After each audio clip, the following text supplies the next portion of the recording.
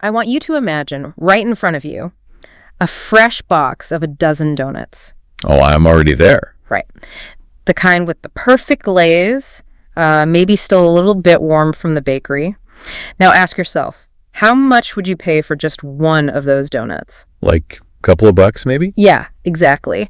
And if every single donut in that box is exactly the same, is the one on the left somehow worth more than the one on the right? Well, no, obviously not. Right, probably not.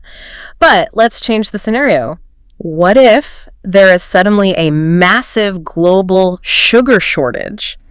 This box sitting in front of you is literally the last box of donuts on Earth. And no one is going to be able to bake another batch for like an entire year. Oh, wow. Okay. What happens to the value then? It skyrockets, right? Because of the scarcity completely warps what you are willing to pay. Yeah, and you can actually flip that scenario just as easily. Let's say you didn't have to pay for them and you just sat there and ate all 12 donuts by yourself. Sounds like a typical Tuesday for me. Right. But you're completely stuffed, you feel slightly sick to your stomach, and someone offers you a 13th donut. At that exact moment, you wouldn't pay a single dime for it. I'd probably pay them to take it away. Exactly. Yeah. But the donut hasn't changed. I mean, the ingredients are identical, the calorie count is exactly the same, but the value you assign to it has fundamentally shifted based entirely on, your current mood and your environment. The value completely shifts, and you just experienced exactly how the stock market prices massive global corporations every single second of the day. Stock Investing 101, Chapter 2, The Value of Stock. That's a really crucial chapter. It really is. Our mission today is to explore how multi-billion-dollar companies are treated exactly like that box of donuts. We'll look at how human emotion drives stock prices into the realm of total absurdity, and most importantly, how you can cut through all that noise to figure out what a business is actually worth. And that is, without a doubt, the single most important skill an investor can develop. I mean, legendary investors like Warren Buffett built their entire fortunes on this fundamental disconnect between price and value. Buy low, sell high, right? Right. But the strategy relies on maintaining your rationality when everyone else in the market is making emotional, stomach-driven decisions about those donuts. Knowing exactly how to react when an asset goes on sale is the bedrock of everything we're going to explore today. So let's move straight from the bakery to the boardroom to see how this actually works in practice. Let's look at General Motors, GM. They make cars, they make trucks. The heavy industry. Exactly. Well, in one recent 52-week period, GM's stock price traded as low as $28 a share and as high as $39 a share. Now, to someone just glancing at their retirement account on their phone. Right, an $11 difference might not sound like a big deal. Yeah, it's just $11. But you have to scale that up. GM has roughly 1.6 billion shares outstanding. So when the stock was at $28 a share, the entire market value of the company was about $45 billion. Okay. But at $39 a share, the company was valued at over $62 billion. Wait, let me just do that math really quick. That's a $17 billion difference in the total value of the company. Yep, $17 billion. In the span of a single year. Did General Motors suddenly invent a water-powered car during those few months? Did they figure out how to manufacture a Chevy Silverado for absolutely free? They did not. The fundamental business of selling cars does not change that drastically or that quickly. Yeah. A Chevy Silverado is still a Chevy Silverado. Right. In reality, GM's actual business, the volume of vehicles they manufacture and sell, typically only fluctuates by maybe 5% from year to year. Oh, wow. Just 5%? Yeah. Operationally, it is essentially the exact same business at $39 a share as it was at $28 a share. Okay, so let's unpack this. How does the value of the company fluctuate by $17 billion? Was there some massive secret that all the institutional investors knew that the public didn't? There's no secret at all. The explanation is simply that the market goes completely insane on a regular basis. Literally. To really conceptualize this, we have to look at the legendary allegory created by Benjamin Graham. He's kind of known as the father of value investing. He introduced this concept of Mr. Market. Mr. Market! I love this one. It's brilliant. So imagine that you own a private business and you have a partner named Mr. Market. And Mr. Market is a decent guy, but he suffers from incredibly wild, unpredictable, manic, depressive mood swings. I feel like we've all worked with someone exactly like that. Oh, absolutely. It's a very human condition. So one day, Mr. Market wakes up, the sun is shining, he's ecstatic, And he genuinely believes your business is going to take over the world. He's hyped. He's totally hyped. And in this state of total euphoria, he offers to buy your half of the business for an astronomical price. Way more than the underlying assets or the cash flow could ever justify. Sounds like a great day to sell. Right. But the very next day, a storm rolls in. He wakes up deeply depressed. He reads some scary headline. He thinks the economy is doomed. And he is just screaming that the sky is falling. Complete panic. Complete panic. In a blind panic, he offers to sell you his half of the business for absolute pennies on the dollar. But the business hasn't actually changed. Like, the factory's still running, the customers are still paying their bills. Precisely. The only thing that changed was Mr. Market's internal emotional state. Okay, I have to push back on this a little bit, because if the market is truly this erratic, if it's genuinely driven by a manic depressive imaginary partner who just casually changes the price tag by $17 billion based on a mood swing. Yeah. Shouldn't we just take our money and run? I mean, why would anyone rationally choose to play a game where the rules are dictated by a lunatic? It sounds less like investing and more like walking into a casino. Well, it is a casino if you let him dictate your actions. But it's an absolute gold mine if you dictate the timing. The irrationality isn't the problem here. The irrationality is the entire opportunity. Okay, how so? Because Mr. Market is legally obligated to offer you those ridiculous prices every single day. Your goal isn't to reason with him, and it certainly isn't to follow his moods. Your goal is to identify what the company is actually worth in reality, and then just sit patiently until Mr. Market has a terrible, horrible day. So you wait for the panic. You wait for the panic. Yeah. When he is terrified and offering to sell you his shares at a massive discount, you buy. Benjamin Graham called this the margin of safety. You are protected from the chaos because you bought the asset for so much less than its true intrinsic value. Which brings us to the ultimate hurdle, doesn't it? Since our whole strategy relies on buying when Mr. Market is panicking, we first have to know what the company is actually worth. Exactly. Or you won't recognize the discount. Right. Otherwise, we won't even see a massive deal when it's staring us right in the face. It's like, think about a simple $10 bill. If I hold up a $10 bill and I offer to sell it to you for a $5 bill, you make that trade every single day of the week. You'd be crazy not to. Because the intrinsic value is literally printed right there on the paper. There's zero ambiguity. Right. But a multinational corporation doesn't have its intrinsic value printed on the front door. So how do we find that true value? What is the actual mechanical definition of what a business is worth? So in finance, the definition of a business's value is very strict. A company's value is the present value of all the future cash the business will generate, minus the cash it needs to invest in order to generate it. Okay, present value of future cash. Yeah, in other words, if you buy a business outright today, its true value is simply all the cash it is going to put into your pocket from now until the end of its lifespan, discounted back to what that money is worth today. Okay, let's slow down on that discounted back part, because I know that is where a lot of people just get lost. Why do we need to discount future cash? Why not just add up all the money they were going to make and call it a day? Because $1 today is fundamentally worth more than $1 10 years from now. You have to account for the time value of money. Right, inflation and all that. Inflation, sure, but also opportunity cost. If I give you $1,000 today, you can invest it, earn a return, and have much more than $1,000 in a decade. If I make you wait 10 years to get that exact same $1,000, you've lost an entire decade of compounding interest. Oh, that makes sense. So when we value a company, we have to look at the cash it will make in the future and shrink it down. We discount it to figure out what that future pile of cash is actually worth to us right this second. That makes perfect sense. The future money basically has a penalty applied to it because we have to sit around and wait for it. Let's run this through a real company to see the mechanics in action. Let's use Apple as our practical example. Good example. So imagine Apple sells 200 million devices a year, and let's say the average price they charge is $1,000 per device. That's $200 billion in total top-line sales. Huge number. Massive. But obviously, it costs them money to build those phones. Let's say it costs $700 to manufacture each one, plus maybe another $100 for the operational overhead.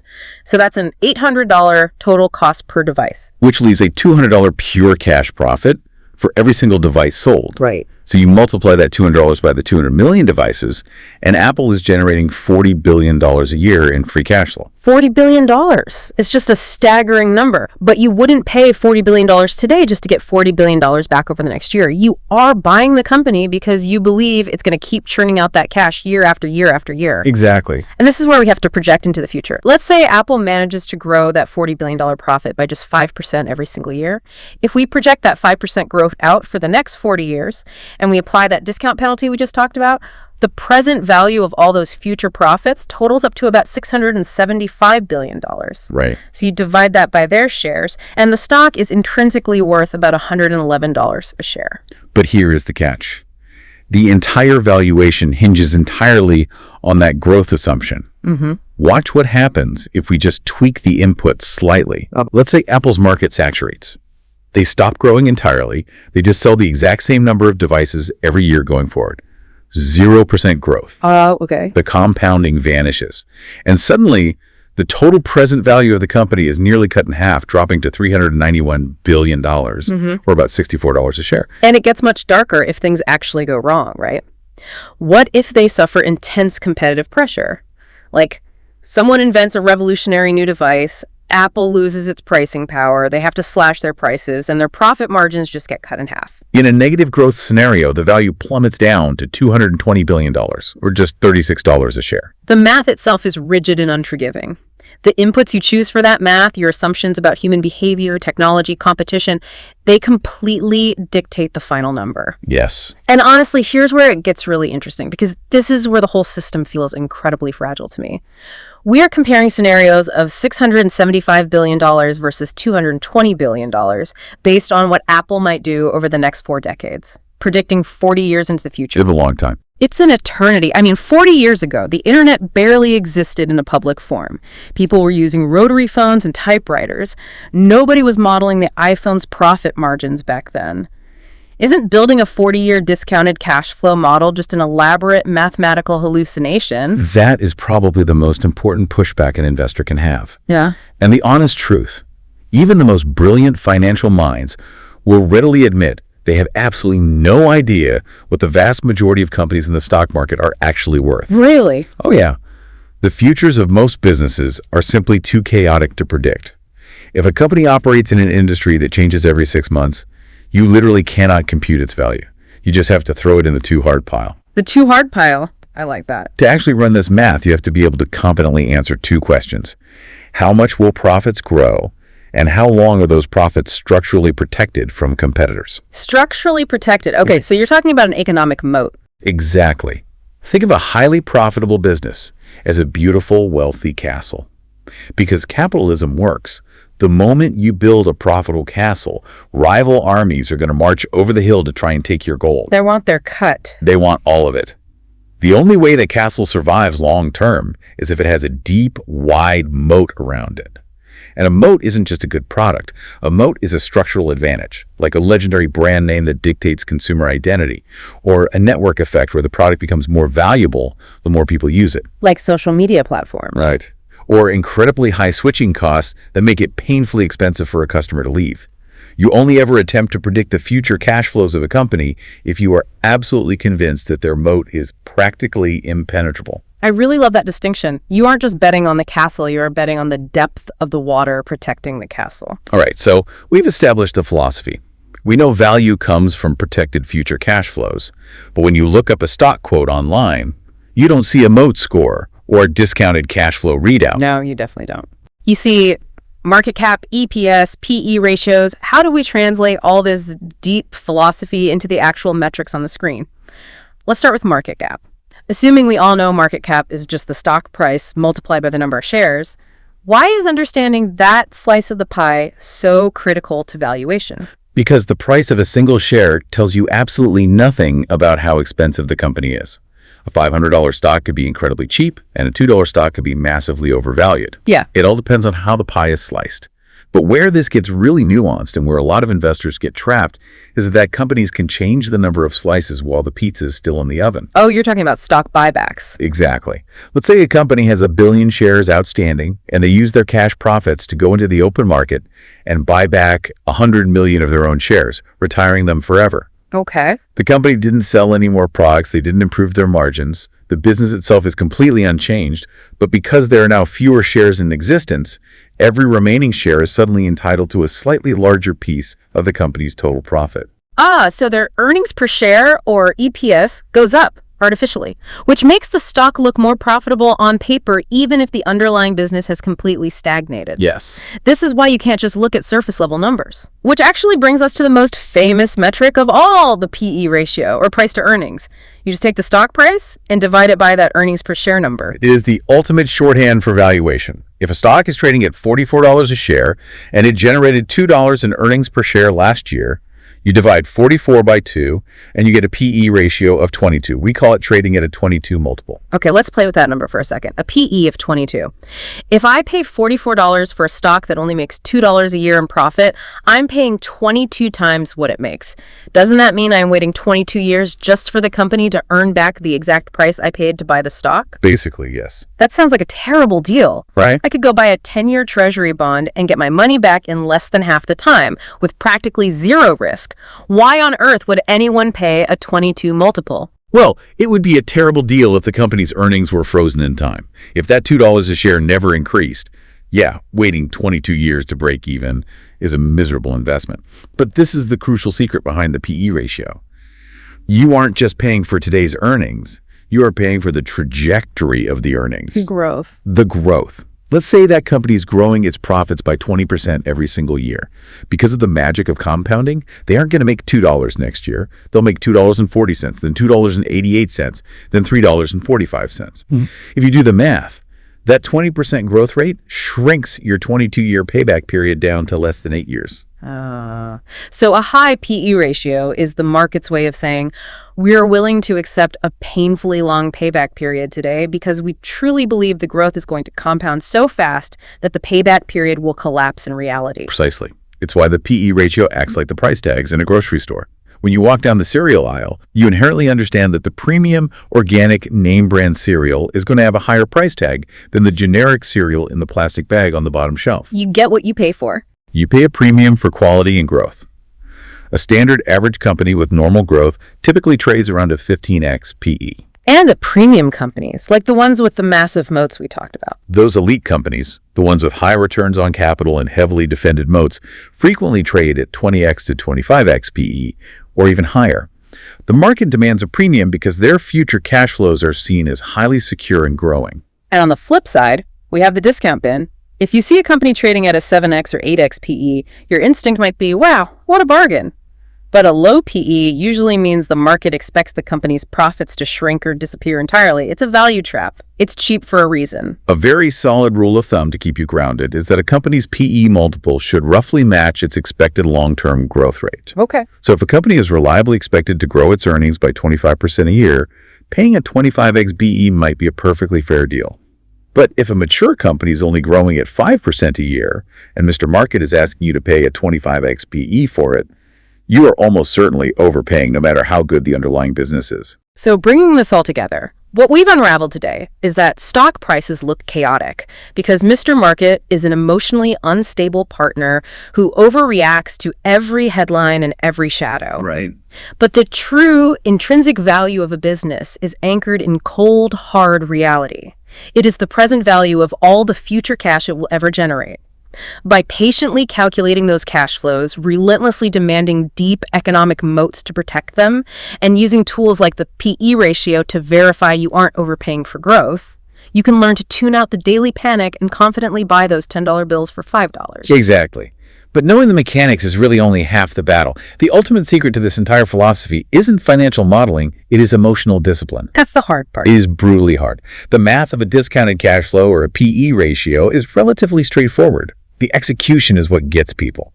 As an investor, you have to be willing to completely detach your ego and your emotions from the herd. When everyone else is euphoric, throwing their life savings at the latest hype cycle and driving PE ratios to the moon, you have to remain skeptical. Yeah. And when everyone else is terrified, liquidating their portfolios at the bottom of a recession, you have to have the psychological fortitude to step up and buy. It is entirely an exercise in human behavior. And actually, speaking of the future and the herd, I want to leave you with a thought experiment that builds on everything we've just covered, because the landscape is shifting faster than ever. Historically, finding a moat was straightforward.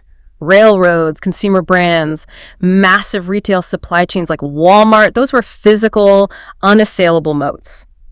But look at where we are today with Amazon and the tech giants. The digital age has completely rewritten the rules of what constitutes a defensible barrier. Exactly. So if the entire premise of intrinsic value relies on predicting cash flows 30 or 40 years into the future and protecting them with a moat, what happens to those 40-year models when artificial intelligence enters the chat? Oh, that's the big question. Right.